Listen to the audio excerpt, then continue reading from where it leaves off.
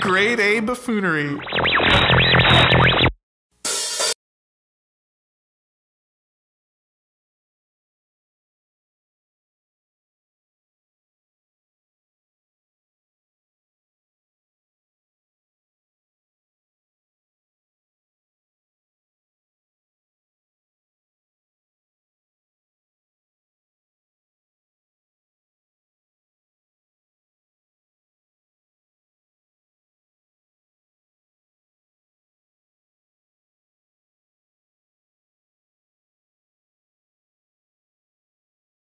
One of Couch Crunchers, the episode where, after investigation, we determined that Russian trolls and Lady Gaga fans are giving us bad reviews. So today we've got Lance, the series sergeant, and our AZ Nerdcast month continues. We've got Kyle and Matt from Absolute Geek Podcast. Say hello, fellows. Whoop. Hey, how's it going? Hello, everybody. Thanks for having us on your show. I'm stoked. Thanks for being on our show. Yeah, with some technical difficulties, we finally figured it out. What That's the joy of podcasting. Right? That's what keeps us so youthful. Technical difficulties, I call that a normal Friday night. That was our last Friday. Was what, 3.5 hours, Matt?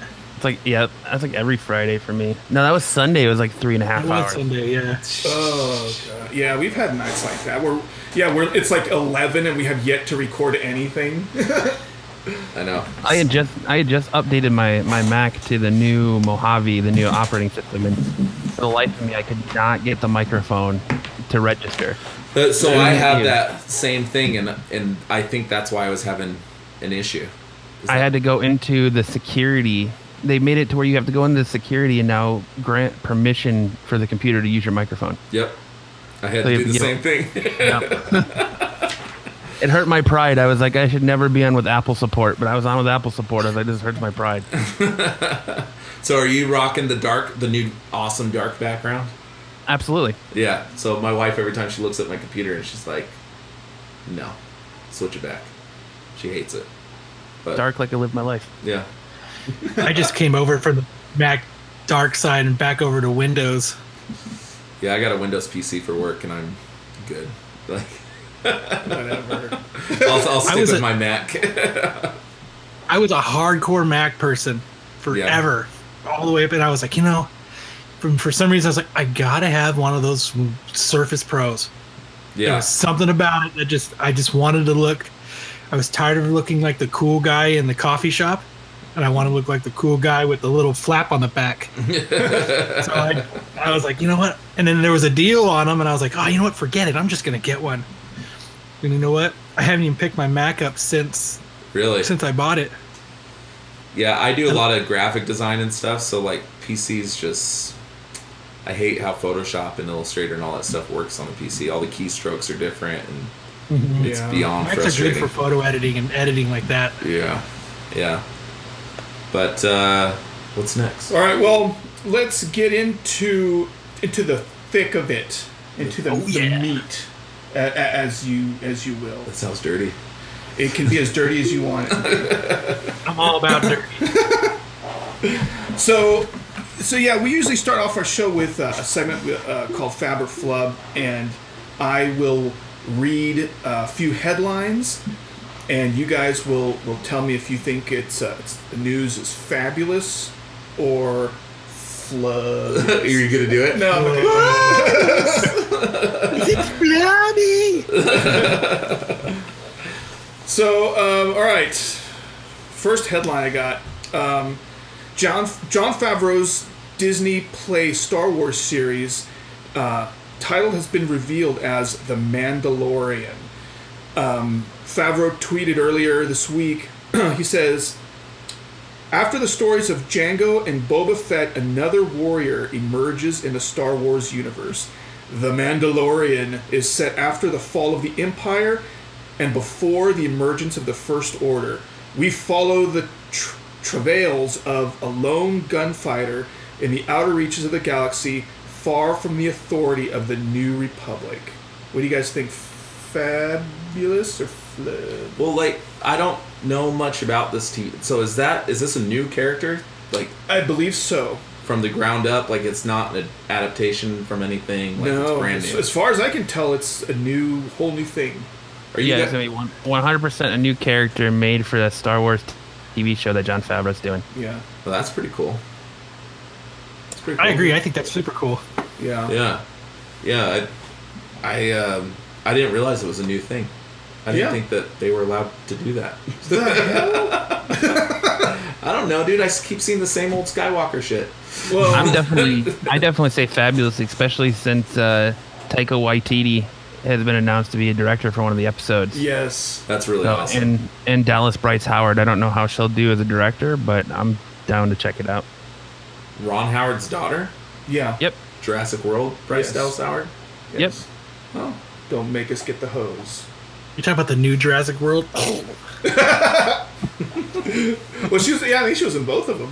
she was, but this time she wore tennis shoes, so it makes it better, I guess. It was easier to run. Yeah. That's a good tip. But she did. I mean, you got to admit, she did run well in heels, Yes. She handled those fields like a champion. Yeah. like a champ. Like I think she could have totally done like a 4K. I'm surprised she never used it as like a weapon. Like Poke jabbed a velociraptor like right in the skull. Like using like her claws. Like, that's how she fought back. She's like, Stick it in its eye socket. Comes out in one of those inflatable T-Rex costumes you see all over the place. With the Yeah. needle taped to her hands. she uses to climb up the T-Rex. That's awesome. So I think it's like a pretty universal fab. Yeah, I like Jon Favreau. Like, I think... Well, it's funny because I think last episode we were all talking about why do all the why do all the Star Wars movies have to be so they have to be these huge blockbusters with tons of money involved, and it would be cool if they would have just done something like Logan, like James Mangold did with Logan, where there's not a lot of money involved. It's real There's not a centered. lot of producers and other opinions. So, like if there's not a lot of money involved, there's not a lot of expectation involved, and the director can do what he wants to do, and most of the time he's left pretty much alone. This kind of sounds like that. Yeah. You know? We didn't I mean- buy the series to make it not make a ton of money. Yeah, exactly. That's your answer right there. The mouse didn't buy it to go broke. So you're saying Mickey is not going to be in this movie? Or this show? Mickey Mouse? Mickey I don't know. Mouse. You never know. They bought that to suckle from the teat as much as they could. So You never know what goes on in the outer rim out there.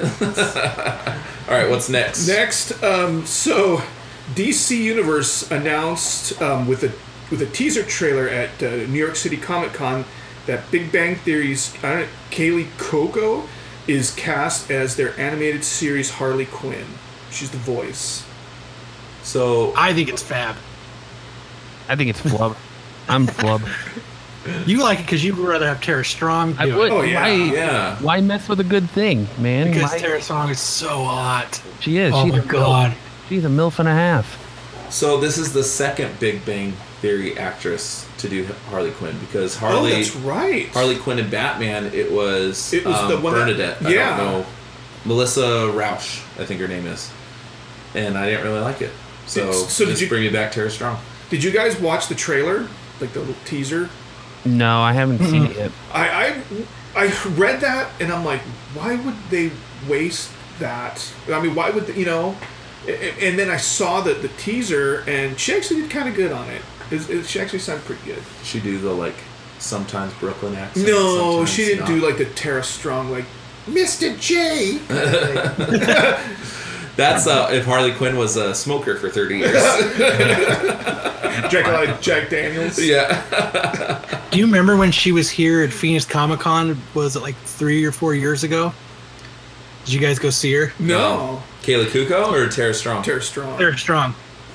So my son did, and he went up because she does voice. Like he didn't know he was probably like 9 or 10 when he raised his hand and she said, "Oh, come up and and come up and ask your questions. So he walks up and goes, yeah, something about being able, like, I didn't know you could do boy voices. I thought you should only do girl voices.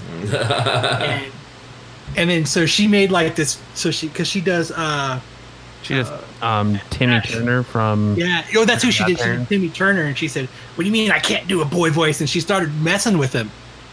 And it's really cool though. But she was like, and then she started flipping through like her voices. But she's freaking hot. But I just thought it was cool. But I just thought it was cool that my son went up there and said, you know, shouldn't boys only do boy voices and girls only do girl voices? And she, I mean, without even thinking about it, she spits out Timmy Turner, and it just has like this funny, like it wasn't a sarcastic, mean answer. It was more like a, what do you mean I can't do a boy voice? And she does this, Timmy Turner. It was really cool though. But I think awesome. She's got a good. She's done a lot. Good sense of humor. Yeah. It's crazy how many women actually do male character voices. Well, the woman that does Lisa Simpson has done. She did Chucky Finster, I think, on the Rugrats. She's done. Bart Simpson is a woman. Yeah. Tommy Pickles is a woman from the Rugrats. Yeah. If you're Dragon Ball fans, Goku is voiced by a woman in Japan. Oh, really? Yep. It's crazy how many women actresses actually do male voices. I'm trying to break into the doing women voices. I think it'll work. Well, we already know Jay can do a smoking, like a rough Harley Quinn, like a rough lady, lady that's seen some things, like a doctor girlfriend from Venture Brothers. If you watch that, I've been years since I've seen Venture Brothers. Yeah. So my Adult Swim days ended when I cut the cord on my cable. So, are you guys Nightmare Before Christmas fans? Anybody Nightmare Before Christmas fans? You guys?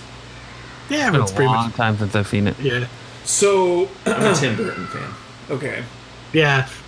Yeah. So, Nightmare Before Christmas, which came out 25 years ago, is coming out with a sequel called The Nightmare Before Christmas: Zero's Journey. It's going to be in a 20 single issue or 4 collected editions of a manga comic put out by publisher Tokyo Pop. So Disney's not involved? They have to be a little bit involved, I'm sure, but Tokyo Pop's putting out this comic, this manga. What do you think? Nobody cares. Nobody cares at this point. I thought it was a movie for a second. I'm like looking at you with like stink eye a little bit. No. So doing a Nightmare Before Christmas manga? Yeah. That's kind of cool. I mean, mangas Zero. I used to read them. I haven't in a while, but I think it's kind of cool. But it's Zero. It's yeah. Well, it says so their statement is when Jack Skellington's faithful pet Zero gets lost, the ghost pup must get the help of the residents of Christmastown to find his way back. With Halloween plans on hold while Jack mounts a search, will they be reunited in time to save both holidays? Set in the wonderful world of The Night Before Christmas as created by Tim Burton, explore the magical realm of Halloween Town and Christmas Town through the eyes of Zero. Yeah, I guess it is Zero. It's Zero. It sounds like Homeward Bound. Yeah. Yes, the Incredible Nightmare Before Christmas. Homeward Make Bound. it Nightmare Before Christmas. Like when Incredible. When you think of Nightmare Before Christmas, are you thinking Christmas? It's Christmas. Cool whip. Christmas. Are you thinking Zero? I don't know. I'm thinking that's not Oogie the first thing that Boogie, popped in my Jack, head. and Jack and Sally. Maybe that's all Disney will give them. They're like, can we? No. Okay, just Zero. You can have Zero. Go with that. I guess we'll give you Zero. You know? It's that or like the guy with like the axe stuck in his head, whatever. That's like doing like Mickey Mouse and you're like just doing a movie about his shoe or something. Like it's so or like his neighbor or something. Like everybody's like, well, I know Mickey wears shoes, but do I want to see a movie about it? So Jack Skellington has a dog, but So did you guys see the Aquaman trailer that came out today? I didn't. I did. What do you think? Fab? I wish there was an in between because I mean I I'm gonna go Fab. I liked it. I liked it a lot. I think it had, for as far as DC goes, it has a lot of potential. The only problem I don't like is how shitty the CGI is when they're underwater. I know. It looks like literally they got shot in the face with a beanbag gun right before the director said action. With how bad the CGI is underwater, but I enjoyed it otherwise. Yeah. Is there more Mira? Yeah, there's more Mira in there. It's a pretty long trailer. Because the first trailer, you don't see barely anything. You know, she's in it quite a bit. Yeah. Oh, that's good. Yeah, it was. I thought that part of like her running on those rooftops lasted a little bit long. I was like, couldn't they cut anything else in there? It was like this. I don't know. It seemed like it lasted like half the trailer of her just skipping rooftops and this like, I guess it's one of like Black Manta's armored guys like chasing her, and yeah, it's all it was. I'm like, so is this like the best you got? I appreciated that they went full Black Manta though, helmet and everything. Yeah, that was awesome. I'm gonna have to watch this trailer. It's pretty good. It's pretty good. But yeah, like Matt was saying, yeah, because that was one of the parts I'm a little bit excited about is because we've never really seen like armored sharks, you know, or like the armored like sea creatures, and I'm like, that's pretty cool, but it kind of looks like crap. The CGI. Yeah, I mean, like When's this Finding supposed to come Nemo out? looked better. December? Yes, December 21st. It's just the underwater parts where you've got people underwater. That's where it looks really bad. Otherwise, it looks decent. The battle sequence at the end, it was like this huge like underground battle thing. I'm like, ooh. Do you think that they're just not going to pump more money into it to do better CGI because they're planning on shutting down the whole thing? I don't know. I just and think it's it's coming hard the same day out as the Deadpool Christmas movie? What's that? It's coming out the same day as the Deadpool Christmas movie. Oh, crap. The problem with the Deadpool Christmas movie is it's only a PG-13 version of two, so Yeah. I don't think it's going to be that big of a threat. But I Yeah. just think the underwater effect is hard to pull off. So Yeah. I want to see a Completely PG-13 Deadpool anyway. Yeah. Fred Savage is in this one. Fred Savage fans, that's who. Who doesn't want Is this he the in mole again? Ravagers? Molly, molly, molly. yeah, they'll cry for Fred Savage fans to have him get it. Oh, that's good. I don't know, man. I haven't seen He's going to play Kevin from the Wonder Years in a Deadpool movie. So it's Fred Savage as Kevin from the Wonder Years in Deadpool. And it's him thinking the whole time and talking as a think. You know, everybody's just going to be, where's Kevin's girlfriend? That's all I care That's about. all I'm caring about. In fact, right when he said that, I started Winnie Cooper, yeah. Yeah, where's Winnie Cooper? What's the role for Winnie Cooper in here? They should always, every time it's Fred Savage, she should at least walk by or poke her head in or anything. That's that dude's whole career. Oh, yeah. Well, if she did that, then he'd automatically just fade into the background. You know? That's why the Grinder failed. His law show. Oh, I didn't know. You didn't know he did a show? No, it failed for other reasons. I didn't even know it existed. You can't tell me it wouldn't have done pretty well if Winnie Cooper was in it. When he was show titled The Grinder, you tune in expecting something else. Right? Oh, that's awesome. All right, what's next? So the last headline I have, do you guys like Fight Club? Oh, You yeah. watch Fight Club? Yeah, I love Chuck Palahniuk. Like He's my favorite 7 author. million times. So they announced Fight Club 3 is going to be in comic book form, like Fight Club 2. It's going to be a 12-issue series. First issue set to be released January 30th, published by Dark Horse. Did you guys read Fight Club 2? I Yes. didn't. What did you guys think? I lost interest after like the second or third issue. You It just know- kind of flatlined on me, and I was like, because I was so excited, I was like, oh man, just at least a continuance, and at least we get a little bit more, even if it's different or whatever it is. And I got through like issue 3, and I was like, oh man, and I ended up still buying the rest and just stacking them up and just putting them to the side. But yeah, like Okay. issue 3. I'm glad I'm not the only one. Then. Well, 'cause I don't. Same exact thing, dude. I bought it, except I toughed it out. But I don't remember any of it. Like, I powered through it, and I don't remember shit. I'm like, well. So, Have you guys read any of his other novels? I read, what was it, Choke? Choke, yeah. That's a good one. He has another one called Lullaby, which is one of my favorite books. But his like style of writing is very like... I just don't know if it would work well in a comic book medium, because he can't sit there and write a 2-paragraph monologue in a comic book. Yes. You know what I mean? Like, and I don't know if it would translate. That's why I never really had any interest in it. Well, he writes them. Yeah, I know, but that's not... His strong suit is not being able to write in little bolts, you know? Like, have you read one of his books? No. It's fantastic. I've got about 12 of them sitting right there. And you know what's funny is the only reason why I haven't yet is Choke is supposed to be pretty good, but I was first of all I've read a lot of places that people like the book more, Fight Club the movie more than the book. And I disagree. And I was listening to an interview. I liked the book. Did you like the book?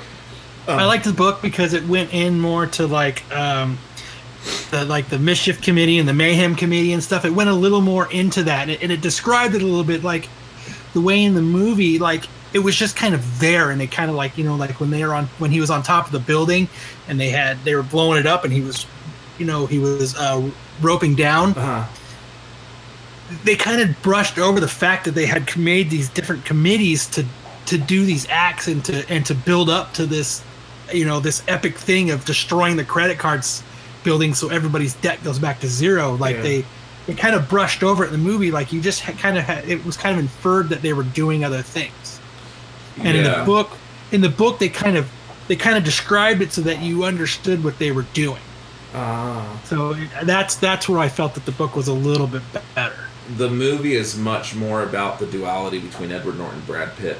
Yeah. The book has that in it, but the book talks about like the other things going on around them. Like the Project Mayhem stuff. Yeah, like it's fantastic. I have it here if you want to take it. Okay. Well, yeah, I was go ahead, sorry. Oh, when because I bought that like right when the movie came out, I bought the book. Uh-huh. And you know, and everywhere sold out of it because Fight Club was, you know, like everybody was so excited about it, I guess. And so I remember I pre-ordered it from like Walden Books or Barnes & Noble or something. It finally came in, and I walked in. I was like, "Yeah, I'm Kyle, and I'm here to, you know, get Fight Club." And she's like, "You know, this book has just words in it." And I was like, "What do you mean?" She's like, "This book doesn't have pictures in it." And I was like, "I don't know. I still don't understand where you're getting at, lady." But I guess she thought it was like, I guess I wanted to look at Brad Pitt. I'm not quite sure, but she made a big deal to let me know that the book didn't have pictures in it, and it was only just a book with words. Like, I don't know if she thought it was a sticker book or she what. Clearly saw what she had coming. She clearly gauged you from a mile away. She said, "That guy is stupid, and he only likes." Yep, that's exactly what she said. Expecting like you were going to open the book and like Brad Pitt was going to pop out like an oily picture of his oily torso or something. Yeah, it was like it was like a pop-up book. Woo! Like it was going to start playing music. There's just popping up here. I don't know what she meant by it.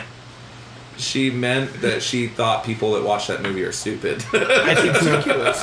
And I was hoping to see Brad Pitt's wang in it. I don't know. Or something tells me she secretly bought the book thinking there's going to be more pictures of Brad Pitt, and she was disappointed when there was. Yeah, she was actually being super nice and just giving me like an inside. Hey, there's no like, I need to warn the public. Just need a heads up. Oh. That'd be funny if you would have walked up to the counter and be like, "Really? Well, forget it then. I don't want this book. You can take this book and put it back on the shelf." Yeah, I'm interested to see if it's good, but I'll just wait for you to tell me that. Oh, dude, I don't know. I don't know if I have it in me anymore. You know, I'm 45 years old. I can't power through stuff like this anymore. 12 issues? Yeah. It's a lot for my age. I'll probably pick up issues 1, 2, and 3, and if it doesn't keep me into it by issue 3, then I'll just bail on it. Yeah. I feel like it would work better like in a graphic novel sense, rather than like, is it weekly? That they come out probably monthly, I assume. Yeah, probably monthly. That's how the last one was. Yeah, they should just do a full graphic novel or just a book in They general. will when the end like they do with everything. Yeah. They'll compile it, but still, man, it was tough. I'm telling you, I couldn't even understand it really. Like, oh, it was real convoluted and like real like out there, and like it was like weird to me. yeah, That's how a lot of his books are, though. Like, there's His this books book, are so engaging, though. Yeah, that's true, because he has more room to, like, describe the world that you're in. I just feel like maybe he relied too much on the pictures in the book, and so I don't know. But there's a book that he wrote called Diary. It's Diary, a novel, and that's one that's a little highbrow. It's hard for me. Like, he's kind of a highbrow dude. Like, Yeah. I was watching an interview with him on the Joe Rogan podcast. It was on YouTube, and he's a pretty smart dude. Like, he, you know, some of the stuff you can tell he's like way artsy kind of dude. oh yeah, yeah. But that's your homework. You're gonna take Fight Club home with you tonight. Oh, whatever. It's not a lot. It's a very short book. It's a very quick read. Okay, let me see it then. It's really not quick. super long at all. And if you like that one, then you gotta read Choke. Well, he has like a book about ghost stories. Invisible Monsters. No. It's another one. It has like the word ghost in it. There's Haunted. Oh, maybe it's haunted. Yeah, Maybe it's haunted. Is it a collection of like stories? I think so. Okay. I remember. Because I Look, was. dude, I got like 12 books from him. Like, I Well, can't remember. which ones Supposedly, are which. he was at a reading, and he was reading some of these books or some of these stories in his book, and it caused people to faint. What? Yeah. I 'Cause read it was that like, book. I did not faint. Really? Well then. I have to read that book now. I totally want to faint.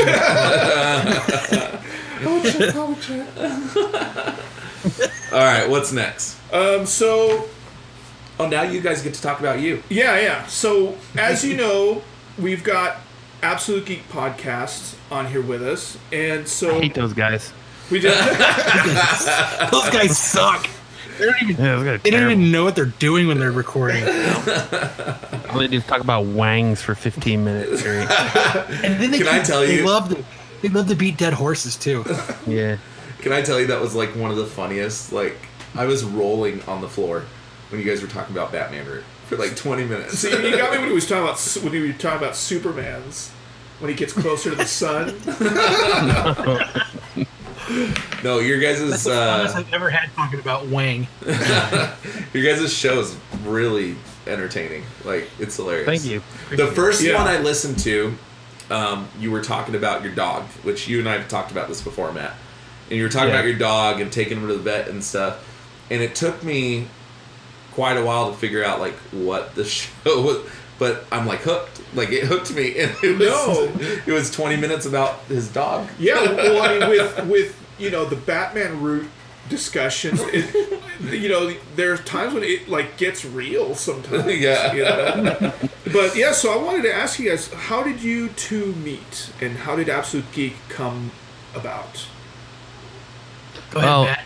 Absolute Geek was actually formed by me and a buddy of mine named Kellen, who was on the first couple of, 30-some, 50-some episodes, Kyle? I don't know. I think it was. Yeah, probably like late 40s. But I'm a huge Kevin Smith fan, which you can probably tell behind me. I got the Mallrats blueprints hanging on my walls. Oh, that's cool. awesome. I'm a huge Kevin Smith fan, and I always listen to his podcast, Hollywood Babylon, Fat Man on Batman, Jay and Silent Bob, Get Old, and he just kind of laid it out there. Like, if you want to put something out in this world, do podcasting. Anybody can do podcasts. It's easy. You got a phone in your pocket. You got everything you need to start a podcast. So me and Kellen kind of sat down. And we're like, let's start a podcast, man. We like this geek and nerd stuff. Let's talk about it. Let's give our view about it instead of just complaining about it in lines at Comic Cons or comic book stores. Let's really just sit down and talk about it. And it took off. It's gone through a couple of different format changes. It started very strict, like you guys kind of are strict formatted at first, and then kind of we added Kyle and Jose later on down the line, and it just kind of became a show where we touch on those topics and just kind of let it go and see what happens. And Yeah. we found that once we did that, we hit our stride and started, gaining traction and an audience. And I met Kyle. Kyle, you came in you came in pretty quick in the show. I had you on, and then Jose, and then you guys did such a good job. We decided to add you as regulars. Originally, I was the 10th guy from New Mexico. Yeah, that's right. Our show has so much history to it, and it's crazy to think like we're going on 5 years of this now. Wow, of doing the show, insane. And like when Kyle first started, I joked, I said that he doesn't look like a comic book nerd. He floored me in an episode where he says that he likes anime, because he doesn't look like an anime or comic book guy. He looks like someone that should be out in the back of his or in the front yard working on his Firebird or taking out my restrictor plate. So like, we nicknamed him Restrictor Plate for the longest time. And said something about taking a job in New Mexico, and he was just a fill-in temp from New Mexico for a while, and then it became a series regular. And later on down the line, because he didn't like sorry, my dog's going nuts. He didn't like the way that he didn't like the way the show was going. He decided to leave, and Kellen decided to leave, and then it was just kind of me, Kyle, and Jose, and that's kind of the same way it stayed. It kind of evolved to just me and Kyle when Jose had a stroke. Yeah. So he kind of just fell off for a while until he got back, and now he's here and not here sometimes, as you can probably tell. But you got a new person that comes on pretty regularly. Yeah, Brian. Yeah. Brian, yeah. He's good. He's very knowledgeable. Yeah, so Brian is awesome. He's like the comic book encyclopedia. He knows when there was a guest artist that drew a thumb on Spider-Man, that drew a different hand or something. Like, he'll tell you every episode, like, or the issue that like Todd McFarlane like wrote in his personal, I love this about this book, and like Todd McFarlane like wrote in, how in the editorials in the back, like what Kirkman still does. Yeah. Like, he knows, when Todd McFarlane did it, he knows when, you know what I mean? And it's really fun. So when you go comic book hunting with him, like, that's what me and Brian do a lot. We go, we'll look for ads on Craigslist, and we've been in crazy people's houses, and we, we're going through, and he's like, you know what this book is? You know what this book is? Oh, it's not what I thought it was. We did that one time. we went to go buy a collection, and I was like, it was like an Incredible Hulk run, and there was like, the McFarlane Hulk in there, and a couple other like minor keys, and he was like, we need to buy that now. And I was like, man, for the price, it's not worth it, for flipping and for reselling and stuff. No, we have to have that now. It's got that McFarlane book in it. And I was like, it's like 50 issues of Incredible Hulk, man, and it's like $150. It's, if you really want, I'll just buy one for like $30 off of eBay for you if you really want one. No, we need this collection. I'm like, all right. So we called the dude, and we're like, hey, yeah, let's have this collection. And he said, all right, meet us at, was it Desert Ridge Marketplace? Yeah. So we're like, all right. So the dude walks up with this milk crate full of books, and Brian gets all excited, looks through them, and he goes, I don't want these, and he walks away. And I was like, what are you doing, dude? You made this dude come here. I told you not to buy. He's like, I didn't think it was that. I was like, what did you think it was? But that's what's so fun about Brian is he has that 12-year-old kid getting so excited about comic books, and he's done that more than once. He gets so excited about one book, and and he's my comic book hunting partner. That's awesome. Yes, he's so much fun. But it was, the dude was like, what the F? Like, really? And he just walks away. He just walked back to the car, and I'm kind of like looking at this dude, and this dude's looking at me, and I kind of just shrugged my shoulders and said, I'll see you later, dude. Sorry, dude. Walked away. That's awesome. Yeah, he's so much. But he's taught me so much about like these weird little things about comic books, like like I said, like about the Todd McFarlane wrote it, and he knows what issue it is, and he finds these crazy off things, like like we all think Nightwing's first appearance of Tales of Teen Titans 44, you know what I mean? And he actually researched it and found it, and George Perez had actually drawn something for like almost like a DC previews type of book, where it showed it like a year in advance. Oh wow! It had a summary of that, and it had a picture of Dick Grayson. So he's like, nah, that's his first appearance now, and it's stuff like that Brian is really cool that brings to the table, because he finds like crazy stuff like that. Like, so now I have this cool. It's like magazine size. Yeah. And that's what's in it. It's a preview of Nightwing. It's pretty awesome. Cool. Wow. So that's awesome. what's so much fun about comic book hunting with Brian, and Matt's seen it too. Yeah. How much fun it is to, it's really fun, and there's nothing like having like a huge score at like a garage sale. I don't know if you've ever had like a garage sale comic book score. I collect action figures. I collect like Star Wars action figures. Nerd. And yes, I have. I collect retro video games. So like, there's nothing like that find you get when you're at a garage sale, and they're like, do they know what they have? Do I know? Do they know what they have? Do we know what they have? What's going on? And they're like $5. You're like, bro! The horns go and the lights come on to you, and you're like, yeah. It's like that's so much fun.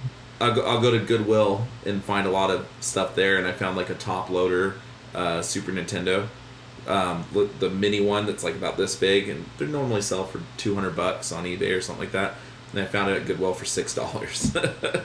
That's awesome. Yeah, like you remember those little I know they're all top loaders, but it was a mini SNES that came out. They had a Nintendo or NES system that was the same thing, a top loader NES, but they're sold by Nintendo, and they were on a limited run. They're pretty hard to find, but yeah. Or you find box games, like I find box Zelda or something like that, and they're selling it for $4. Dang. Yeah. Yeah, you just want to like grab them and leave the premises as soon, because you think like the guy that actually knows what's there is going to come out and go, hey, you can't take that. Yeah, right. It's like, okay, $5, sure, I'll take them all. Bye.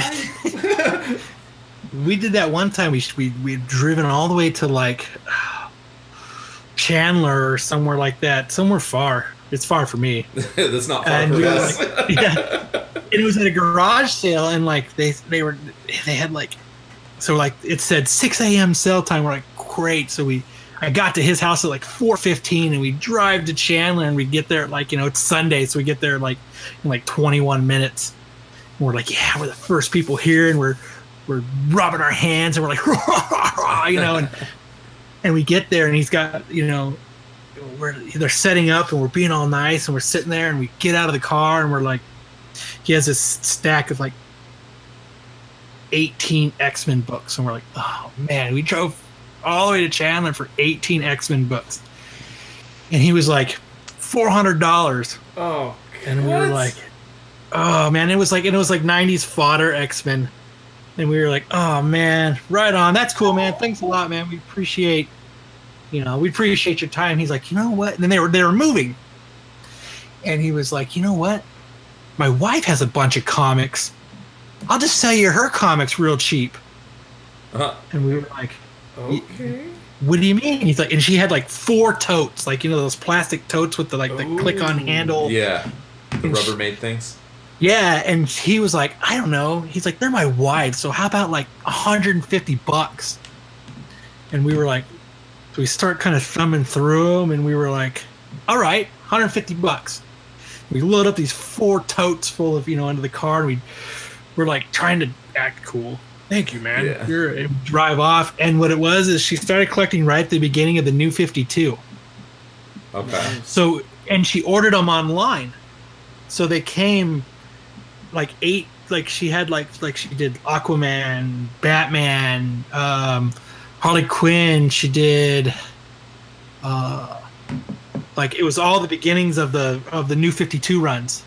Nice. And so it was so like if you opened up this box, it was 8 different number 1s of 8 different titles: number 2, number 3, number 4, number 5, number 6. Wow. And we're looking through, and we had like Batman 1 through 10, the Capullo Snyder run. Oh, And then we had like Teen Titans, and we were like, oh my god. So the first box we opened was that Batman number 1, and we were like, oh my god, we just scored. And we were in the parking lot, where the Denny's is, where the Bookman's is in like Mesa. Yeah. in Country We Club? drove to Mesa because we drove to Bookman's afterwards. So we're in the parking lot of Denny's doing this like this touchdown dance, going around the parking lot because we just made our money back on one book. Yeah. And Wow, we they're were like, that yeah. rare. For the new 52. Well, there's go ahead. The Batman #1 got real expensive when Snyder Capullo's run got super popular. Wow. Everybody was trying, everybody had caught onto it late in the run, so everybody was trying to backpedal and get the first, all the first issues, so that issue #1 had skyrocketed to like $100 an issue. Wow. That's crazy. So, yeah, those garage mines are so much fun. But yeah, like we were saying before Kyle stole the show here. Right? No, like we started it pretty much just because we wanted to reach out to people. Like we go to conventions and see how people were treated and acted, and we kind of wanted to just reach out to people and say it's okay to be a nerd and be interested in whatever your geek is, and you should appreciate whatever you geek out about and wear it as a badge of honor and not hide it anymore. And and we've had people email us and tell us that we've helped them with anxiety issues going to conventions, and because we talked about how if you want to go to conventions but you have anxiety issues, how to kind of start it and go small and then work your way up. And we've had people email us and tell us that we've helped them with that, and it's been a fun ride. It's been a fun, crazy ride, and it's keeping going, thankfully, and hopefully we can go for a long time. I just want to make people laugh. Yeah. Yeah, I mean, when we listened to your show, we instantly fell in love with it. And when we started AZ Nerdcast, you were one of the first people we reached out to see if you want to do this. And AZ Nerdcast exists for the same reason it sounds like you guys started Absolute Geek. Kind of grow the culture and help people to have more of a voice, and that's awesome. I do love your show. Like, I'm not a huge podcast listener, but I listen to you guys. I listen to what's the other one I listen to? You better my favorite Read a Comic murder. Book. I listen to Read a Comic Book. Anthony and Paul over at Read a Comic Book. That's a really good episode. But I'm going to be on their episode on Sunday, I think. He's got it written on his hand. Read a comic book. Yeah, right. He's like Captain Kirk. He's got his cards on the floor, so he knows his points to talk about. It's all hand notes. Just don't get all sweaty. Yeah. But what does that say? More for learn. And there's quite a few things that podcasting has opened my eyes to that I didn't even realize. I didn't even realize that just now Kyle was talking about Batman 52 and stuff like that, and how the worth of those comic books and stuff. I didn't even know that.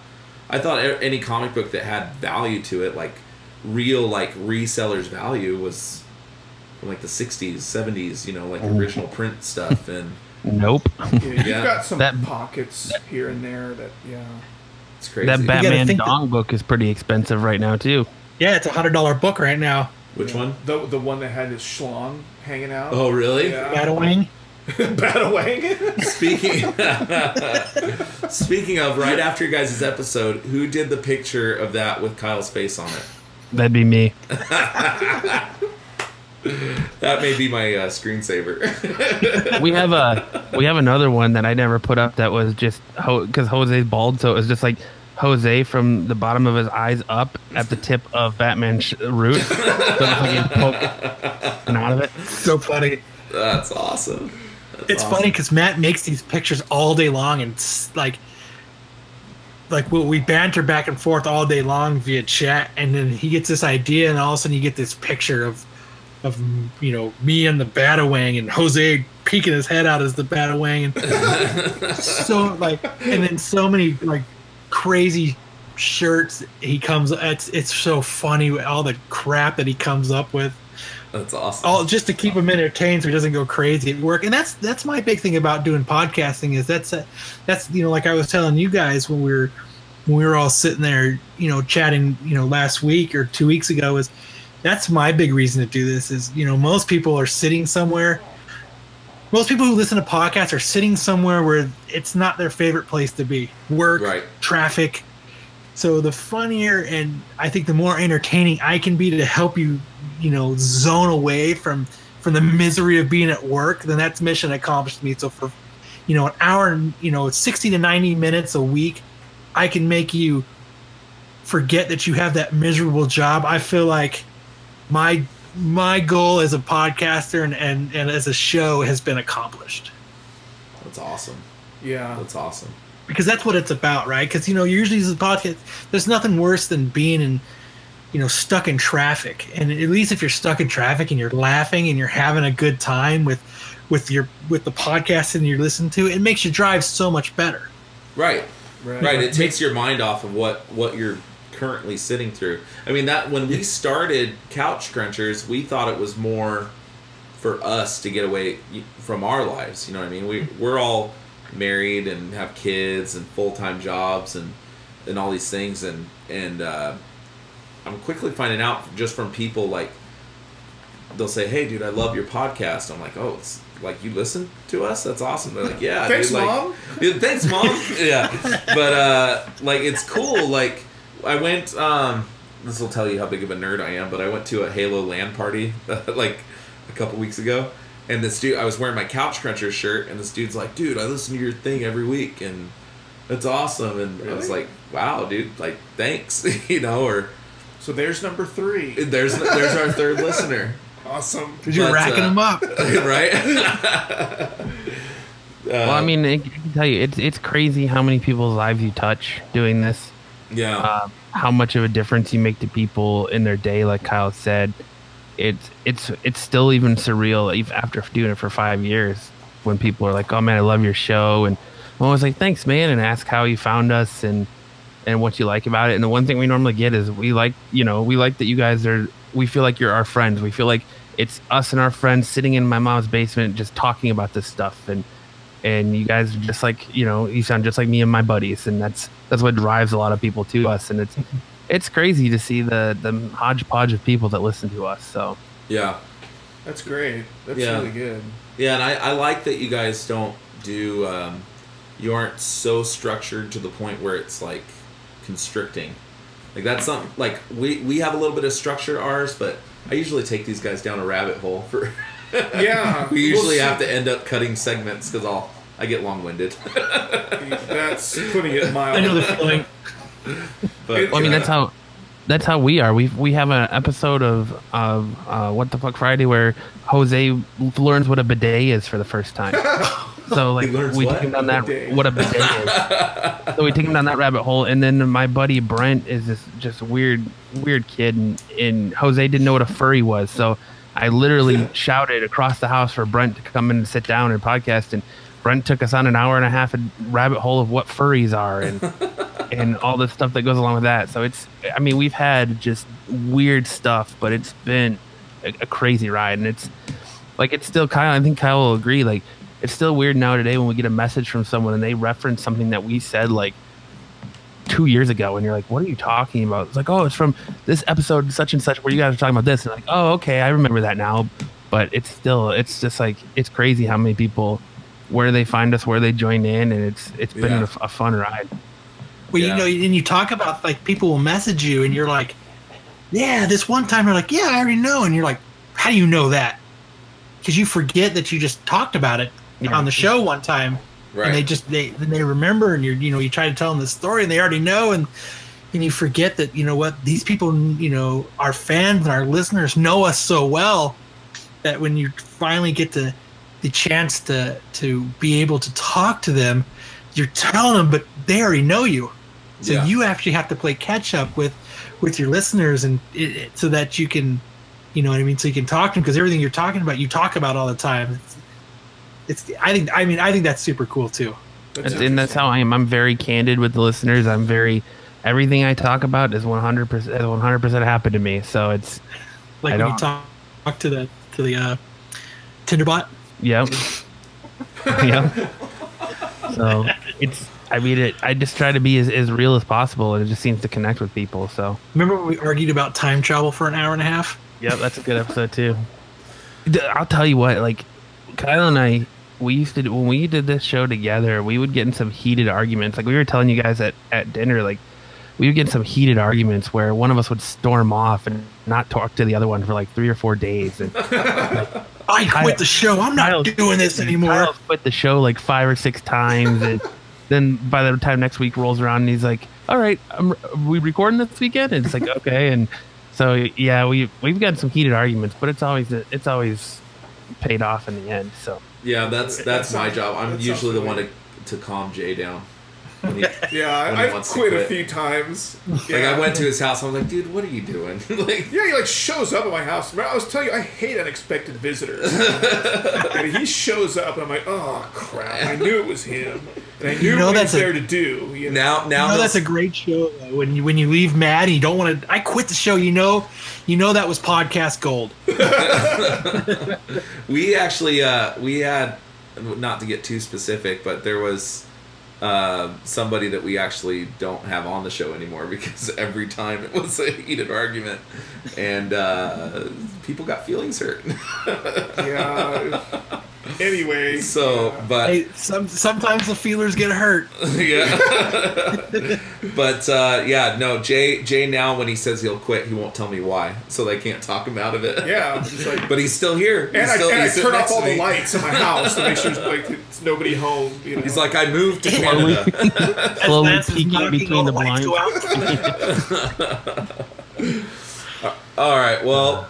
What do we have that's next? Well, thank you guys for sharing that. That's cool. I definitely think that by you guys sharing your lives with people, it brings something very unique to it. I mean, I know that's a huge reason why I listen. And yeah. So yeah, that's great. Thank you for sharing that with us. So the last topic I have here is there was an article on comicbook.com. So apparently, Chris Evans tweeted this little heartfelt goodbye. I'm sure you guys saw it. Yeah, I don't know if you guys saw it. And comicbook.com put 7 possible replacements for Chris Evans or Captain America. So apparently, Chris Evans' contract is up with the end of Avengers 4, and comicbook.com put up 7 possible replacements for him. And I don't know what you guys think. I'll read them all, and then you tell me which you think is the most probable. Yeah, possible. So first possible replacement for Chris Evans, or I guess Captain America. Yeah, or what Steve Rogers. Bucky Barnes. Bucky Barnes steps in, which has happened. Sam Wilson. Patriot, which I don't believe has been on any movie yet. The fourth possible thing is they're just going to recast a whole new actor. Number 5, contract extension, which... Never mind. Contract extension with Chris Evans? Yeah, but I don't think that's going to happen because I think he's already been extended to this. Yeah. Or, after Avengers 4, there's going to be a whole new MCU. And the reason why they say that is because everybody's contract's up after Avengers 4. Apparently Robert Downey Jr.'s, Chris Hemsworth, Scarlett Johansson's, Mark Ruffalo's, and even Jeremy Renner's contract all expire at the end of Avengers 4. So out of those few things, what do you guys think is the most possible it's going to happen? I think they're going to go in a new direction, new people, reboot kind of thing, because Chris Hemsworth, he already said he's leaving and not coming back. He said that like 2 weeks ago. Yeah. Once he was done filming this, he's leaving already. So, and you know what? I hate to say it, and it's really hard because now we picture all of those characters as them. Yeah, I know. It's almost going to be like it's almost like seeing Harry Potter in another movie. Yeah. It just doesn't work because all you see is Harry Potter. You know what I mean? Daniel Radcliffe.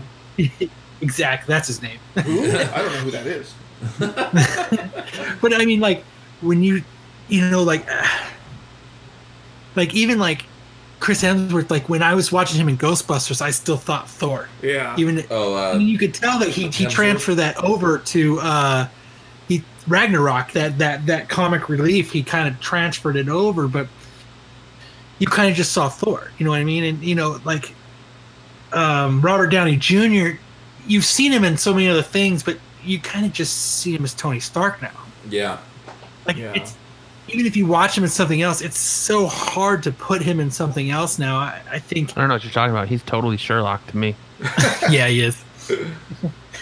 When I watch Sherlock, he's totally that I only guy's picture like, Weird Science when I see him. I watch Sherlock and like he's getting like subdued by the villain or something. I was like, just call your suit, dude. Just call your suit. Like, do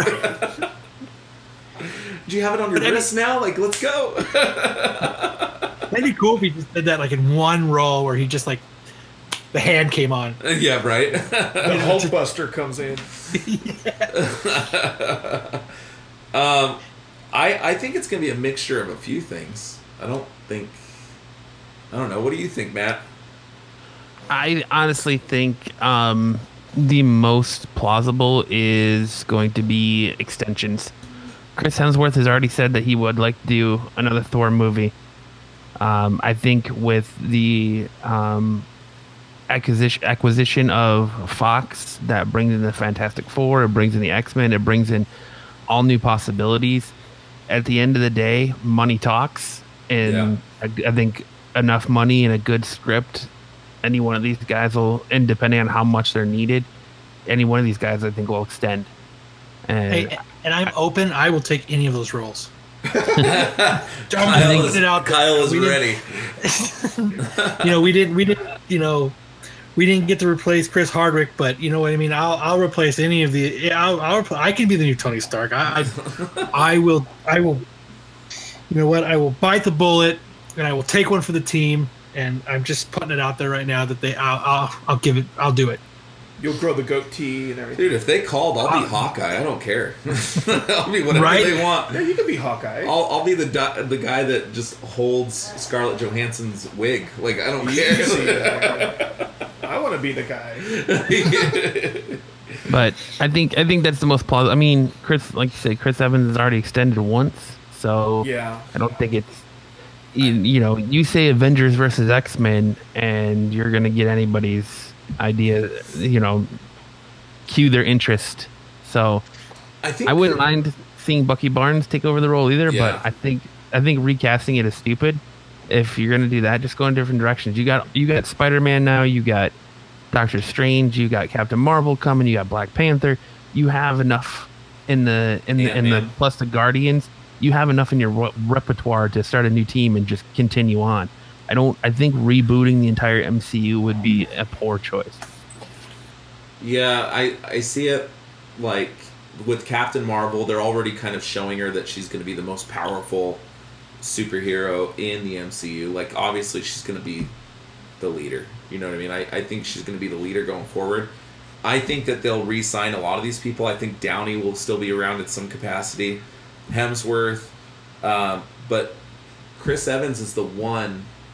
He's the wild card. I think that he like, no matter if they throw all the money at him in the world, like, I think he's done. Like, he wants to step behind the camera. Like, he wants to, even though I think that's short-sighted, because I think that the reason he's had so much success in his other projects is because of the Avengers. But I don't know, man. He just seems like he wants to be more of an artist rather than. You don't see people going, "Oh, I loved you," and not another teen movie. Yeah, right. A lot of people, when you're like, "Oh yeah, he was in Scott Pilgrim versus the World," you're like, "Oh, he was in that? Oh yeah, that's right." Or when you're watching Scott Pilgrim versus the World, you're like, "Oh, it's Captain America, right. And he's a douchebag." I think with him, it's going to come down to how much time or how much he's going to have to participate. If it's like, "Hey, we just need you for a week's worth of shooting," I think he comes in, does a couple scenes, and leaves. Yeah. Like, I think it's going to be the matter of a good script, the matter of money, the matter of how much it's going to require of him. Yeah. Downey Jr., I mean, he still likes playing Iron Man. His only reason for it is that he's getting older. Yeah, and, that's a big thing. So, is there any big storylines from Iron Man's history that it's kind of like the same thing as like Old Man Batman or Old Man Logan? Like, is there something like that with Tony Stark? Well, that they could adapt. I mean, in a couple years ago, he was, I guess after Civil War II, he was in a coma, and his, like a hologram, he was like a hologram, and this girl, Riri Williams, Ironheart. Yeah, Ironheart became. She like reverse engineered his armor. She was an MIT student, and he was like her mentor. Yeah, So it's like a Batman Beyond type thing. kinda, yeah. Where he was He like, said Batman Beyond is awesome. And, Was Ironheart not? I'm not sure. And that is a whole lot. not. No, I like. it's a big pass. I got a few issues here and there, and I kept trying to go back every now and again. I'm like, nah, this isn't that good. But, It just didn't work. It just wasn't what you wanted it to be. yeah. Well, the And whole that's time you're what just like, happened with it. I mean, yeah. You just want, you see because Ironheart was, the armor was just too close to Iron Man, and every time I'd see it, I'd be like, why can't this just be Tony Stark in there? Yeah. You know, I don't know. Well, he doesn't even have to be in as Iron Man. He can be there in a very Nick Fury type role or capacity, you know, where he's not technically Iron Man. He's just the leader of the Avengers, but they have enough to work with. I don't think you really need. It's okay if they don't re-sign. That's why I think they're doing this to push it in a new direction. And like you said, they have enough of an ensemble of people that they can move it in another direction very easily, and it'll just be. I mean, we'll just keep going to the movies. Yeah, and with the acquisition of Fox, you're going to get the X-Men. So I'm sorry to say, you're probably going to get Wolverine's going to be recast, and you're going to get Wolverine as part of the X-Men. You're going to get just this mixture of other Avengers teams that have been there in the past, and I think they just they just keep going. That money train's going to keep rolling down the tracks. There's so many characters that they can use now. Well, especially just with the X-Men. I mean, there's so many awesome X-Men, and not only like fodder. There's a lot of fodder X-Men, but there's a lot of cool characters in there that a lot of people don't know. You know, Oh, they don't make it a romantic comedy. Oh yeah, that's. I had to get that jab in there.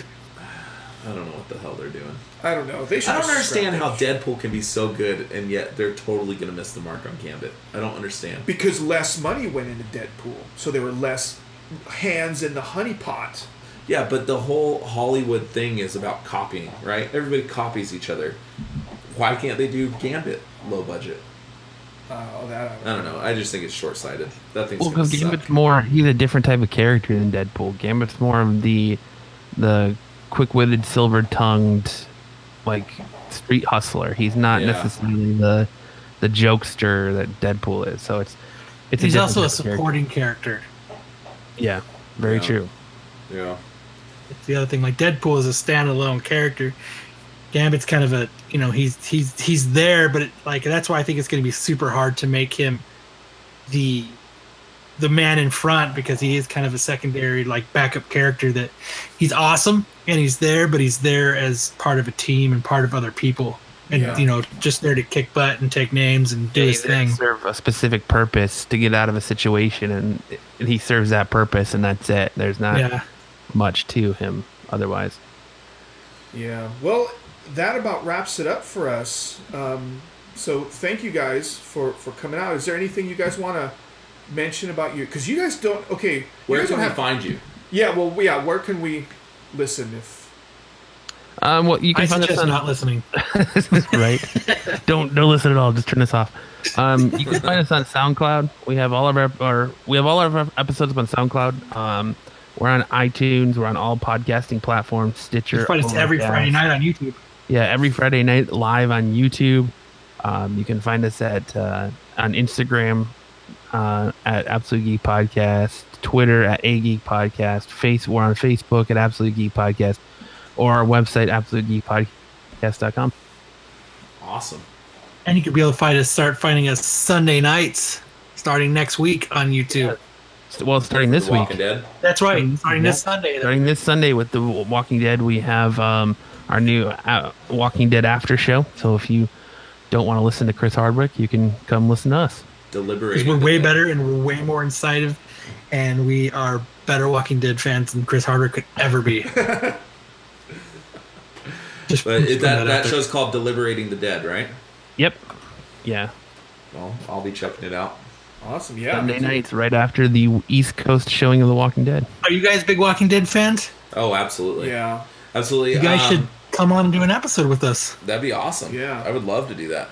I haven't watched much of this season of Fear the Walking Dead. Best season yet. Is it? Because I gotta tell you, dude, I'm struggling with the Nick bombshell and the Madison bombshell, and there's a lot of it's different. They did a really good job. They did a really good job of. I don't want to spoil anything, but what happens to them? They did a real good job of keeping the flow of the show and keeping you engaged, even though what happened. Yeah. Like, I mean, hands down. Like, I was a big Fear the Walking Dead, and then I was like, this show's garbage. And then they came back with great vengeance and furious anger, and they sucked me back in, and I think they sucked Matt back in too.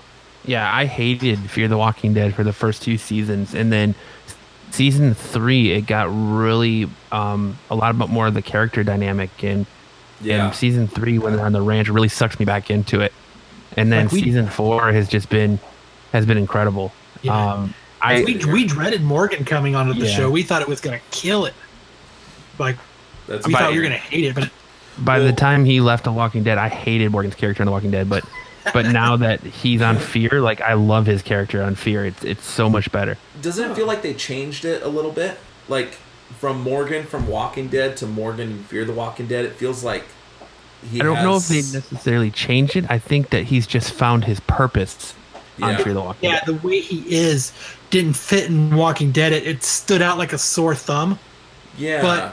But in Fear, it kind of helps along because they're more they're not as calloused as everybody is in The Walking Dead. They don't have that, like, they're used to what they are in The Walking Dead. Here, Fear, even though they're pretty much caught up, they're still in this thing that they know they have to kill the walkers and they know they have to survive, but they're still like on that reaching towards what it used to be. Yeah. And so I think that Morgan attribute of the way he is makes that work there better.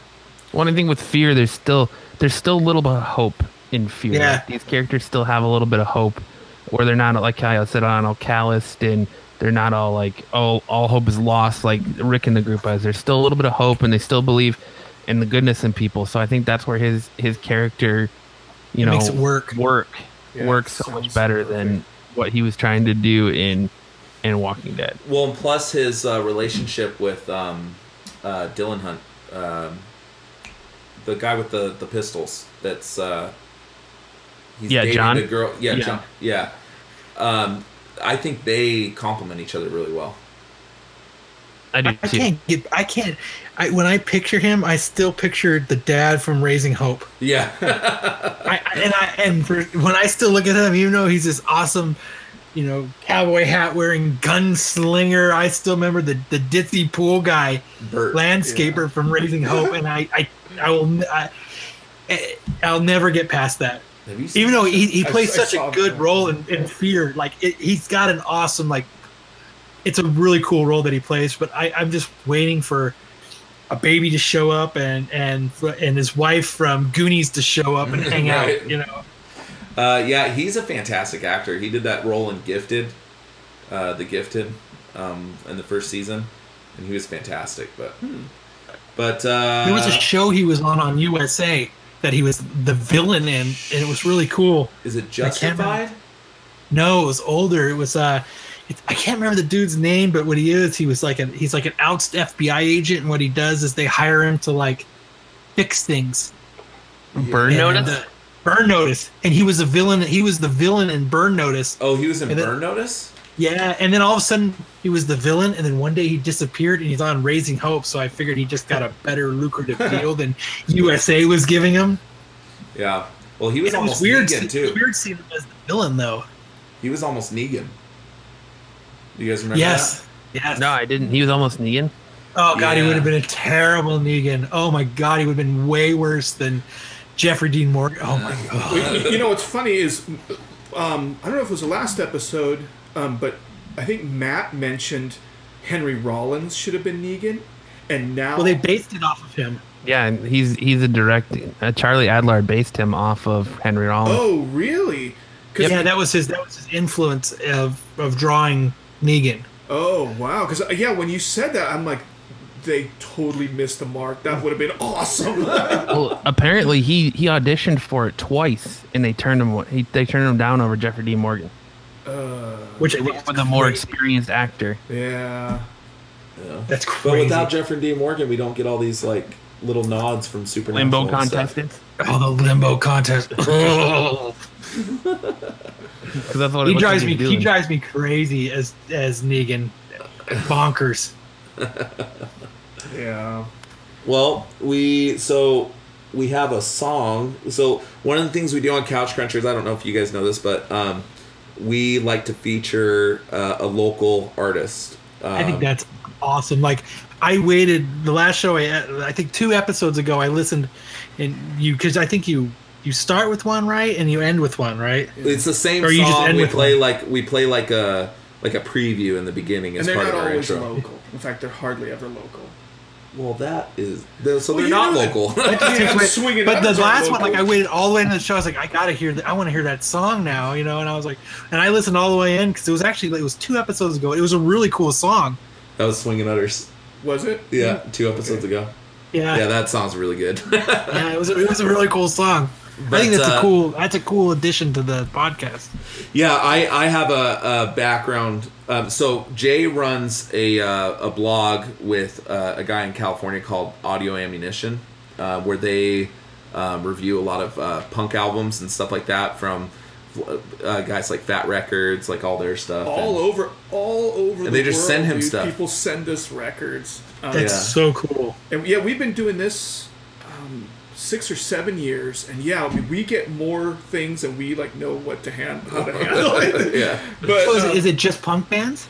well, that's what it started out as, but we've got country bands sending us stuff. We've got like these techno EDM DJs sending us. It's crazy. That's pretty much the music that we focused on Couch Crunchers, just because Jay and I are really into that style of music. Because not the EDM so much. No, not EDM, but the punk alternative, the harder stuff. I played in a band called the Distress Signal for a few years. We toured all over the place and everything. And plug. Shut.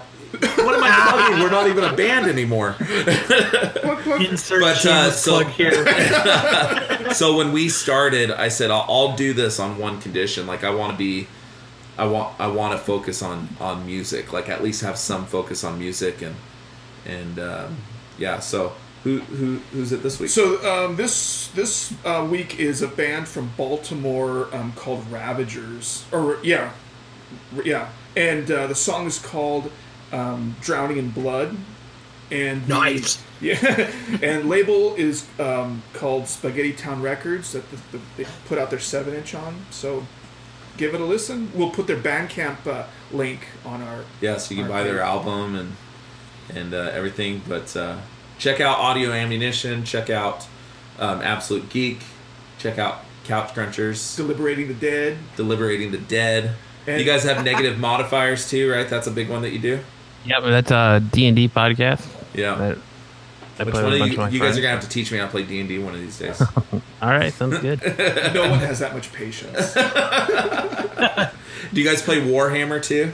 No. I don't that's have that a big one, right? Oh, Yeah, Matt took 2 steps back as he was saying that. Warhammer. I don't like games like D&D is all right. You get together for a while and roll some dice, but I don't want to play a game like Warhammer where it takes months to make movements and months to just do anything. No thanks. That's awesome. Well, yeah. So I don't know. So we finish the end of every show. We do our little chant. We probably should have braced you guys for this before, but so how do you want to do this? That's a nice change of pace that you guys do a chant. Usually we end our whole show with Kyle insulting somebody here. We can do that too. Jay's an open target, so I have to say though, before we go, do you guys watch Rooster Teeth? What is it? No? Rooster Teeth? No. Oh man. What is that? Missed opportunity. They're huge on YouTube. they're a huge company. They did like Red versus Blue. They started Red versus Blue. I don't know if you've ever seen that. Halo. There's a guy in there that Jay. They have a podcast they do too, the Rooster Teeth podcast, and Jay looks like a dude from there named Gus. It just like it kills me. Like you guys are identical. He's your long lost twin. He's your doppelganger. I think I'm gonna start calling you Gus. I have to research my family tree now. There you go. So how do you want to do this chant? We usually do this thing where we go. One person says nerds, the other person says geeks, Dorks. Oh yeah, nerds. Dorks, He doesn't even know our own. geeks. He doesn't even know our own tagline, guys. We're never gonna end. Who this. are you? You know what? So we say nerds, dorks, geeks, and everybody says unite at the end. That's what the last 5 minutes that Lance has been trying to get out. See my rabbit holes. Yeah, I got another hole in mind. But whoa, that escalated. I don't think I want to be near that hole. You're the only one, my friend. I might fall in. I don't think I'm going to be the first visitor of that hole. Or the last. Echo. Hello. So, nerds, dorks, geeks, unite. Yeah, there you go. I still, it feels weird ending a show without Kyle insulting someone.